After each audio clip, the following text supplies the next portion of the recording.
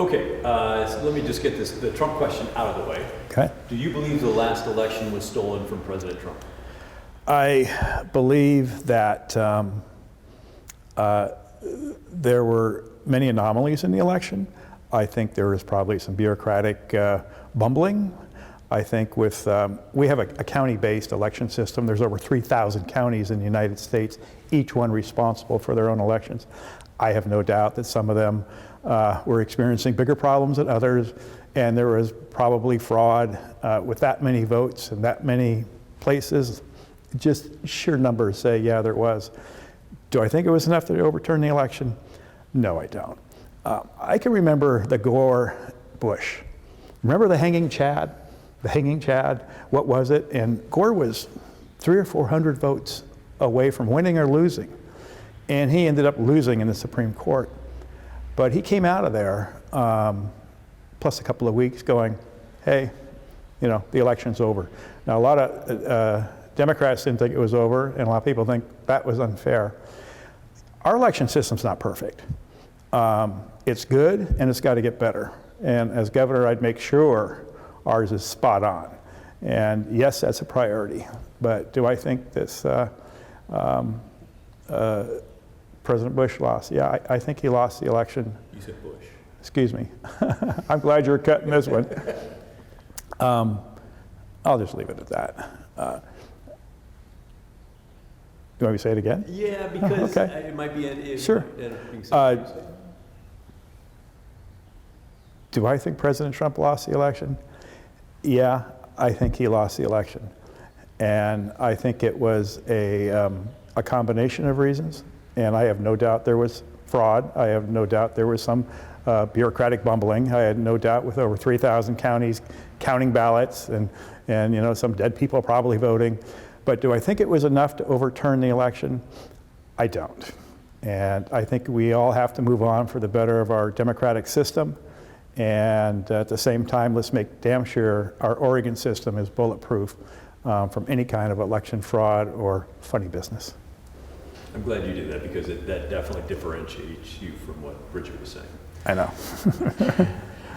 So, assuming that you are elected, what's the first issue you would tackle after you've been sworn in? Well, Oregon's biggest problem is a lack of leadership. And I mean leadership at more than just the governor's office. Being a leader means making difficult choices. It means having the ability to create action plans, timetables, hold people accountable, and basically to tackle problems. And when I say it's a lack of leadership, it means that you can't allow serious problems to go unaddressed, like we have with the crime, the lawlessness, the homelessness. We need to have those things corrected now. That's what leaders do. So that's the biggest problem. We need a leader, somebody with experience, somebody who's done it before. The second thing is, okay, you got to prioritize what you're going to tackle. The first one is government's basic function, state government, is to keep people safe in their communities, in their houses, in their parks, in recreational activities. And Oregon hasn't been doing that, especially in the metro area. So the crime, the lawlessness, correcting all of that has got to be absolute priority number one. When I was chairman of the Crime and Corrections Committee in the legislature when I was there, that's what we did. And when some far less liberals stopped us in some things, I rolled them out the ballot measures, like ballot measure 11. I don't give up, and there are answers to problems, and that's what we need right now. The second one of that is the homeless, which I'm sure we'll talk about. Okay, excellent. So yes, let's delve into each of those. Violence out of control in the Portland area, and I know you're not the police chief, but what would you do as governor to help? Well, the governor has a lot of tools in the toolbox. And when you're in a position where you're president of a company like I've been, different companies, you look at the opportunities you have in front of you, and you look at the tools you have to affect it and to solve the problem. The governor has quite a few. They have complete control over the state police. They have complete control over the corrections department. They have emergency authority in times of dire need, health crisis, and even, yes, lawlessness crisis. And based upon all that, I would use those tools to make sure anywhere in Oregon that if lawlessness broke out, that means riots, that means broken windows, that means everything that's been going on in Portland, that you can't sit by and go, oh, that's unfortunate. You've got to do something about it. In my Navy career, in 28 years, we were sent on some pretty darn difficult assignments. And we never went there and say, well, you know, can't really solve this one. No, we did solve it, and we solved it quickly because we had to. And I think that's the mode Oregon has to be in. Take your most serious problems, and let's dial in the solutions, and let's do it right away. What about with the homeless issue? How would you tackle that? The homeless issue is, yes, everybody can say it's a complicated one, sure, and there's lots of facets to it. Yeah, you bet. But it's totally solvable. From a former executive's point of view, you have to start with this. Allowing the homeless on the streets and camping on the streets and the tents and the squalor and the disease and the, all of the problems that are coming from allowing homeless to stay everywhere and anywhere, you're not solving their problems. You're actually creating 2 or 3 more problems. So we're not helping the homeless by letting them stay there. That's not the solution. Everybody agrees with it. So why would you let them stay there one more day longer than you had to? Because you're, again, created 2 more problems. So my homeless solution would be number 1, 2 sides. One is a short-term solution and one's a long-term. The short-term is get them off the sidewalks, out of the parks, out of our thoroughfares, out of the circles, out of our neighborhoods as soon as possible for the benefit not only of them, but for all the problems that situation is creating. And we can do that. I mean, I've been around situations in my military life where we have put up hundreds and hundreds and hundreds of temporary housing for, even in New Orleans. When a tornado takes place in the Midwest, we do it in 3rd world countries. And we can do that in a matter of weeks. We can have better conditions for the homeless like that. And we also solve the problem here. And then I would clean up the garbage.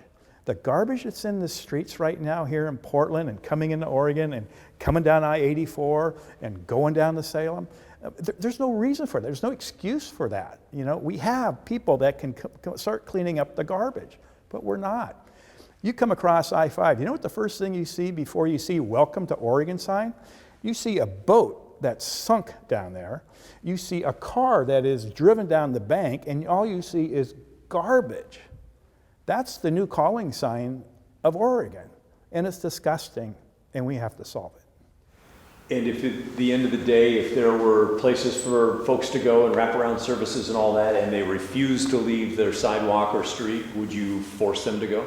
I would force them to go right off the bat. Why would you wait?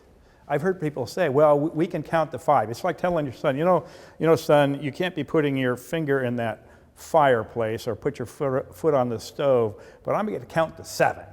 And when I count to 7, then you better do it. Why are you counting to 7? If it's not a good idea, it's not a good idea right now. We should put in, create structures right now, safe places for them to go, and yes, have the porta potties, yes, have some facilities there, yes, have some mental health help, yes, have some security there, yes, have some tents where they can put their belongings and they can store things.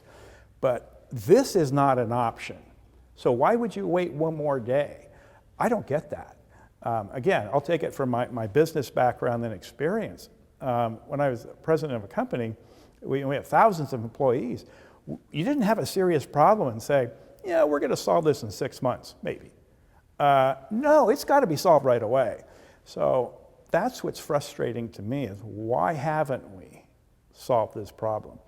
The solution is obvious, and the not solution is just as obvious. Leaving them on the street is not the solution. So let's take care of it as soon as we can. Okay. Excellent. So that was homeless. I sort of asked you about violence, but let me just make sure that, yeah, I did ask you about that, didn't I? Okay. Sort of. You didn't get into the shooting and the lawlessness and having your cars broken into, my daughter's soccer stuff stolen, the grab and goes, the smash and goes. I mean, not to mention the murders. Not to mention the murders and the shootings, and it's. So what would you do about that as governor? Well, We have a criminal justice system that's worked for a long, long time, like a couple of thousand years. I was chairman of the Crime and Corrections Committee down in Salem, and we made Oregon a safer place. And we did that by following the principles of 101 of keeping public safe. Number one, have enough police out there to arrest people who are going to break the laws that are on the books. Number two, have a place for them to go when they break the laws, jail. Number three, have a prosecutor who's willing to prosecute those people for doing bad things.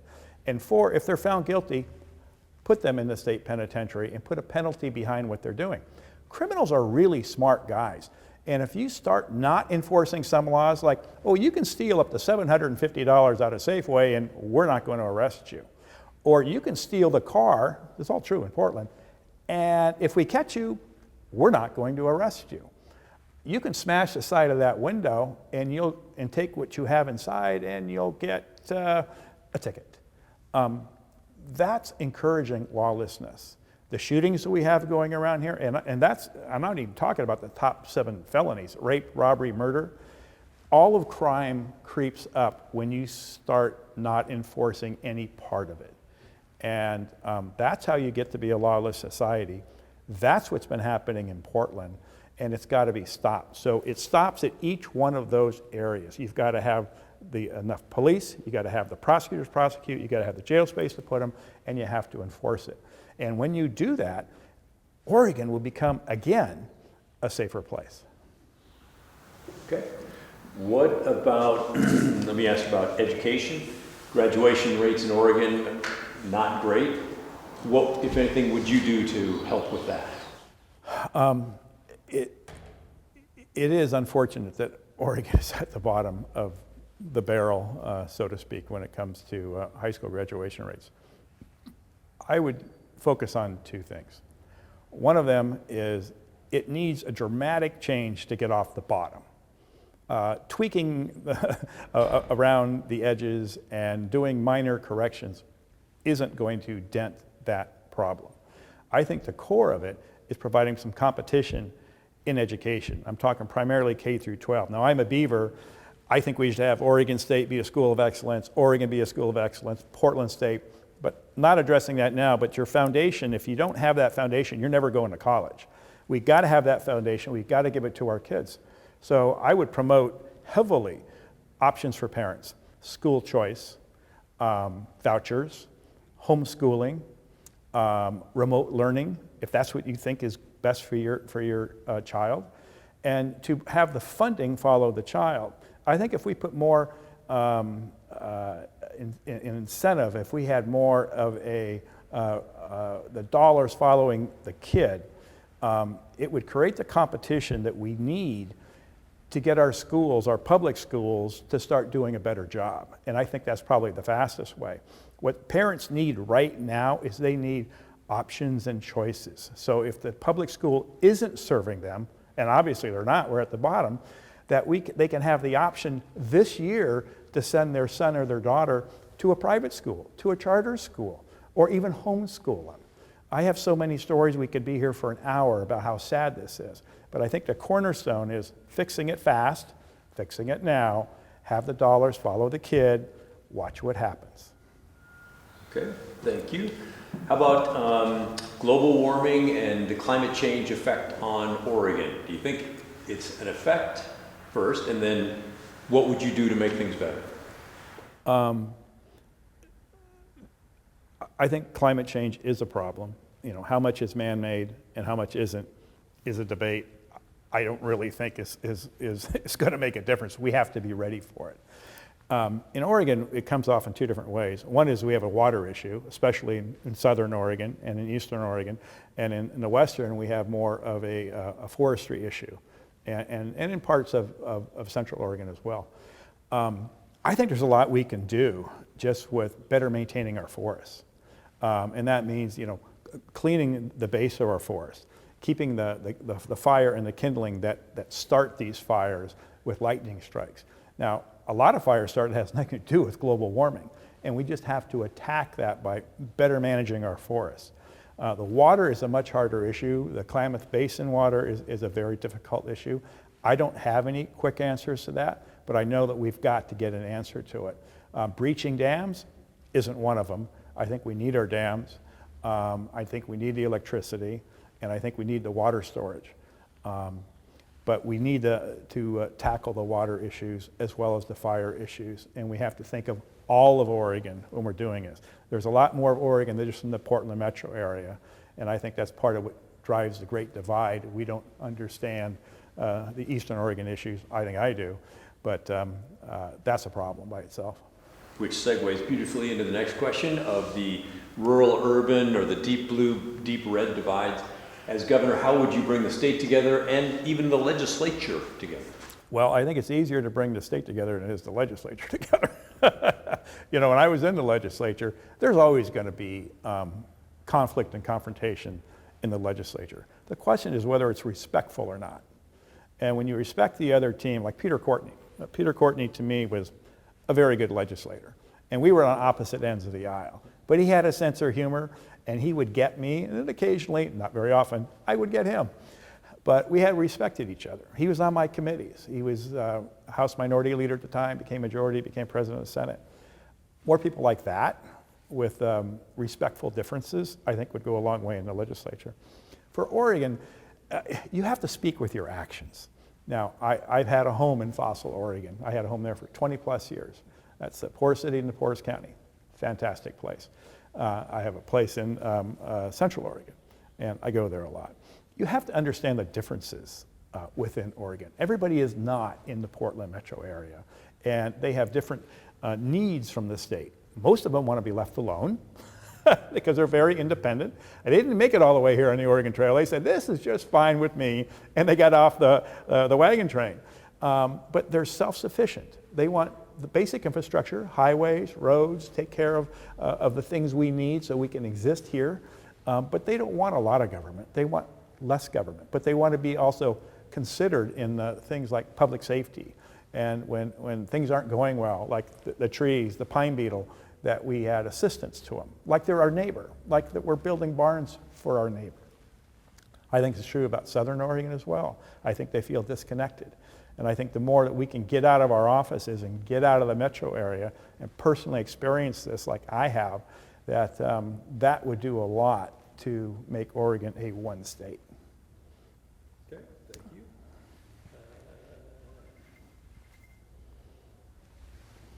I think that's pretty much, those are my questions. Yeah. Is there anything else? Yeah, I want to go back to this. Why me? Why did I even get in this? As I said when I first started off, it's about leadership. And leadership isn't by self-proclamation. I'm a leader. You have to earn it. You have to get it. You have to have experience. The problem with Oregon is we have had governors, like our current one, that hasn't had the experience to do the job. You look at me, I have run multi-million-dollar companies. I solve problems every week. That's part of my business. If I wasn't solving 2 or 3 problems a week for a grocery outlet, we'd be out of business. For Payless, we would have been out of business. For Food Source and Rayleigh's, we'd be out of business. You have to know how to tackle problems. You have to know how to define them, how to put the right people on them, how to put timetables, how to put goals on them, and hold people accountable. If they're not doing their job, you got to get somebody else to do it.